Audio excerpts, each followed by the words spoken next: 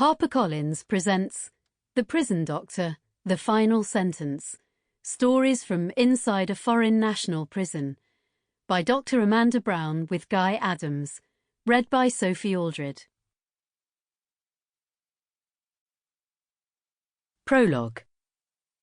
HMP Huntercombe, 20th of December, 2013. I'm dead. The dead man's name was Kofi Aboa, and he was a giant. Over 6 foot of muscle, but shrinking. I could tell by his clothes that he had lost a lot of weight. His tracksuit slumped around him, looking as defeated as its inhabitant. Most noticeable of all was a very large swelling on the left side of his neck. I saw from his notes that he had advanced tonsillar cancer. Too advanced. He had only recently transferred from HMP Wormwood Scrubs, and this was the first time we'd met. This was not someone I could cure. All I could offer this man was kindness and the right to as much dignity and as little pain as possible. In the yard outside, a delivery lorry was repeatedly warning anyone within earshot that it was reversing. In the waiting room, 2 men were laughing, long and hard.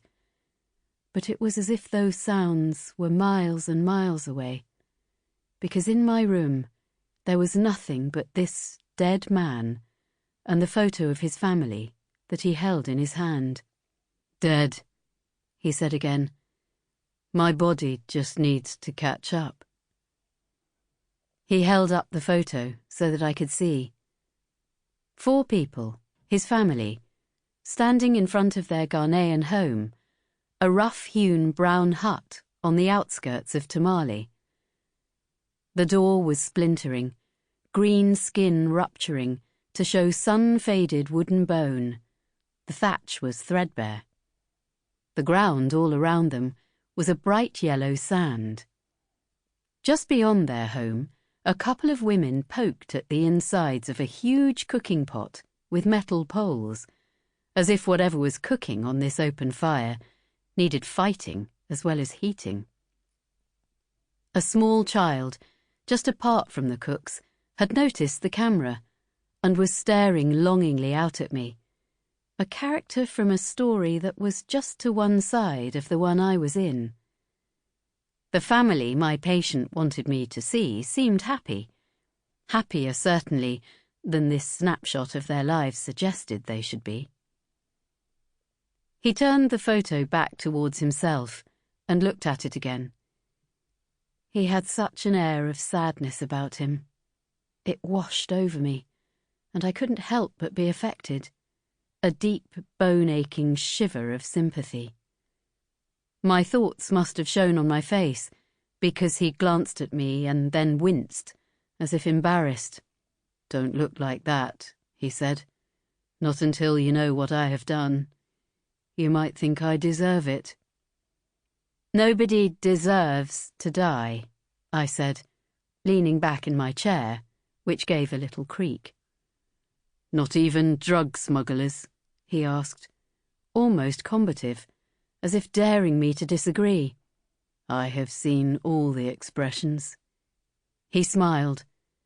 "The faces that start off sad, then become confused, become conflicted. I am used to it. Faces that change like the weather." "Nobody," I insisted. I understood the complexity of this man's feelings. He wasn't the first prison patient I'd dealt with who carried a sizable weight of self-loathing. Some prisoners resented their sentences, some accepted them, and some felt they deserved even more. He winced again as he shifted in the blue plastic chair next to my desk. His smooth head was shining with sweat, his left leg constantly twitching, up and down, up and down. "You're in a lot of pain," I said. It wasn't a question. He nodded and looked down at the floor, as if ashamed. "I tell them, but they don't listen." Sample complete. Ready to continue?